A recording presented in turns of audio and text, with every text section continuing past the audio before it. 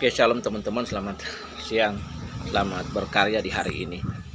Melalui video yang sangat sederhana dari garasi mobil ini, saya ingin menjelaskan tentang pertanyaan, ataupun bolehlah disebut menjawab pertanyaan yang diajukan kepada saya beberapa waktu yang lalu, namun baru sempat saya menjelaskannya di hari ini. Pertanyaannya adalah, Pak Pendeta, apakah gedung gereja hari ini boleh atau bisa, atau apakah itu disebut rumah Tuhan? Saya ingin menjelaskan supaya kita punya pengertian yang baik. Yang pertama, kita melihat dari konteks perjanjian lama. Dalam relasi Israel dengan Tuhan Allah, maka melalui Musa itu diperintahkan untuk membangun cikal bakal bait Allah yang dikenal dengan kemah pertemuan pada era Nabi Musa. Nah, kemah pertemuan itu pun di dalamnya ada bentuknya, ada kain penutup tudung, ada ruang pelataran, ada ruang kudus, ada ruang maha kudus, dan ada perabot-perabot di dalamnya yang mesti ditaruh di dalam. Dan kemudian yang berkemah di sekeliling bait kemah pertemuan itu ada 3 suku di utara, 3 suku di selatan, 3 suku di timur, 3 suku di barat, dan berbagai pernak-pernik yang begitu detail yang diperintahkan Allah.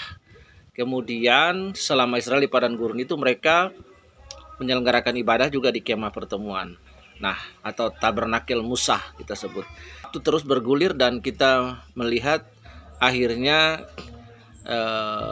Israel menjadi sebuah bangsa yang mandiri, dan akhirnya Raja Daud mempersiapkan sebuah rancang bangun bagi anaknya, Raja Salomo, yang akan membangun bait Allah pertama yang kita sebut bait Allah Salomo.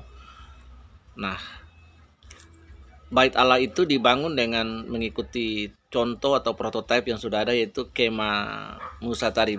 Bentuknya nanti ada pelataran di mana ada bejana pembasuhan, altar, kemudian ruang maha suci, ruang maha kudus, dan lain sebagainya. Bait Allah ini kemudian hancur dan orang Israel akhirnya dibuang.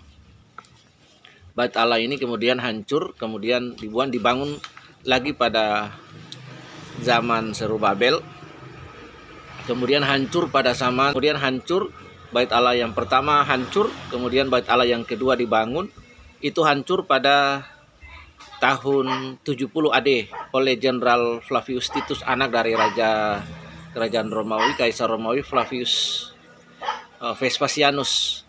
Nah, jadi itu konteks relasi Israel dengan Allah yang beribadah di dalam rumah Tuhan. Jadi dan hari ini cuma sisa tembok ratapannya sebagai bekas puing-puingnya, dan orang masih mengunjungi bait Allah, dan orang Israel masih merindukan secara jasmani bait Allah yang ketiga, the third temple of God.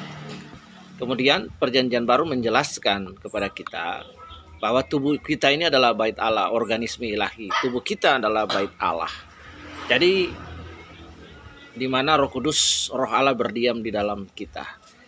Itu adalah dua konteks yang sangat sederhana, PL dan PB. Jadi kemudian orang berkata bahwa gereja saya ini adalah rumah Tuhan. Nah, saya ingin menjelaskan satu hal yang seringkali tagline rumah Tuhan ini dipakai secara keliru oleh beberapa oknum pendeta, khususnya juga pendeta-pendeta di Pentakosta dan Neo-Pentakosta. Ini adalah rumah Tuhan. Kalau memang gedung gereja itu rumah Tuhan, maka harus dibuat sesuai dengan detail yang Tuhan rancangkan. Semua detail gambaran, ada pelataran, ada ruang suci, ada rumah kudus, ada arak di situ, tabut, dan lain-lain.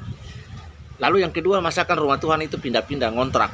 Jadi jauh lebih baik kita menggunakan terminologi gedung gereja atau gedung pertemuan. Itu jauh lebih bagus. Jadi jangan menggunakan frasa rumah Tuhan. Sebab rumah Tuhan dalam perjanjian lama itu bait Allah yang sudah dihancurkan. Rumah Tuhan dalam perjanjian baru itu adalah tubuh kita, di mana tubuhnya adalah kemah hidup, dan Tuhan, Roh Tuhan ada diam dalam kita.